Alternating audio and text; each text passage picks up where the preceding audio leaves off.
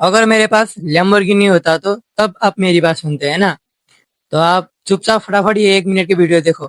Trading में मेरा बस 2 साल होने वाले हैं, लेकिन मैं ना, जो भाई लोग मुझे मैसेज करते हैं 4 साल हो गया 5 साल हो गया, इनको ये चीज ही नहीं पता है। मतलब अब तक ये चीज ही नहीं पता है, इसलिए मैंने 2 साल में बहुत कुछ सीख लिया, जो कि अब मैं आने वाले 6 मंथ या 1 साल में मैं बहुत मतलब वो कर लूंगा। मतलब कि एक जो ट्रेडर का लाइफ होता है वो मैं अचीव कर लूंगा।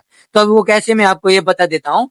मतलब 4 व 5 साल इतने भाई लोग का हुआ है, इनको इनके पास एक स्ट्रेटजी भी नहीं है, जिसके पास बैक टेस्टेड स्ट्रेटजी हो विद 1:2 40+मिनट। कभी प्राइस एक्शन करते हैं, कभी किसी के टेलीग्राम ग्रुप पे जुड़े होते हैं, पता नहीं क्या कुछ करते हैं।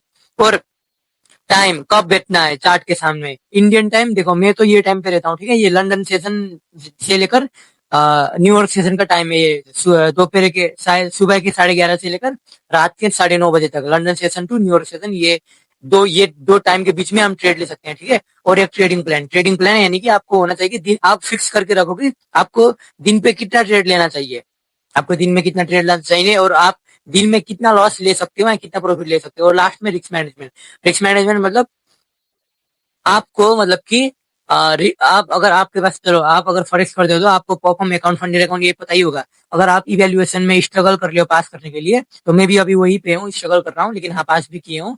तो आप 1% रिस्क लो, मतलब कि हम ये चैलेंजेस अकाउंट में हम इम्पल्स जा सकते हैं। तो ये होगा, ठीक है। ये बात आप याद रखो, एक स्ट्रेटजी मैंने आप मेरे और वीडियो में प्रैक्टिस कैसे करना है वो भी डाला है। आप अगर खुद रिसर्च करोगे तो आपको इतना इजी लगेगा। तो एक ये स्ट्रेटजी बनाओ, और उसके बाद टाइम आप सिलेक्ट करो। लेकिन आप ये टाइम पे करोगे तो इंडियन टाइम, इसमें मतलब बहुत ये बेस्ट होगा। और एक ट्रेडिंग प्लान आप खुद बनाओ, मतलब ये होगा तो लूंगा, वो नहीं होगा तो लूंगा। और रिस्क मैनेजमेंट आप वही रिस्क परसेंट 1% पर ट्रेड लो, मतलब कि अगर 10,000 का डॉलर है तो $100 रिस्क करके $200 कमाओ, मतलब कि 1:2 है ना रिस्क रिवॉर्ड। तो अब देखो, अब ट्रेडिंग प्लान कैसा होना चाहिए, जैसे कि मैं आपको बता देता हूँ, ठीक है। एक एग्जांपल, चलो ये अब मैं सेल का प्लान, अभी मैं क्या करूंगा कि अभी देखो मार्केट क्या है। आप सिंपली देखो ना, मार्केट कहाँ जा रहा है, नीचे, तो इसका मतलब मार्केट बियरिश है। ट्रेंड देखो, आप नीचे जा रहा है तो वही हुआ, बियरिश हुआ। चलो अब मैं ट्रेंड को फॉलो करके एक सेटअप बनाता हूँ कि अब मेरा प्लान क्या होगा कि जब ये जोन में आएगा ना, तब मैं सेल के लिए देखूंगा। तब तक मैं कुछ भी नहीं करूंगा, मैं सिर्फ इंतजार करूंगा, या तो रील देखूंगा, या तो मूवी देखूंगा, या तो और कुछ काम करूंगा, जब तक मार्केट यहाँ तक नहीं आएगा। ये मेरा प्लान है, ठीक है। ये जोन तक नहीं आएगा, मैं तब तक स्मार्ट टाइम फ्रेम में जाकर एंट्री नहीं दूंगा।